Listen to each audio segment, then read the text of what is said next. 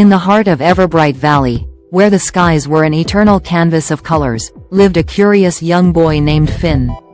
Tucked away in a quaint little cottage surrounded by verdant meadows, Finn had always marveled at how the 7 colors streaked across the sky after every mild drizzle.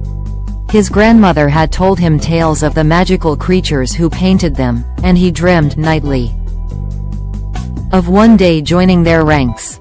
On one particularly sunny afternoon, laden with the promise of rain by its puffy, heavy clouds, Finn was perched on his favorite hill.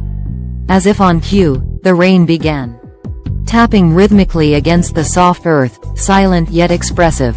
As the afternoon aged, the first colors of a radiant rainbow started appearing.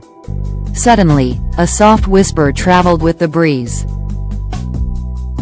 Finn, eager adventurer, follow the rainbow."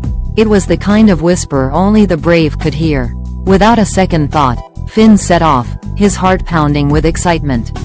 The colors were mesmerizing up close, each a world of its own. Finn first stepped into red, feeling its warm vitality fill him with strength.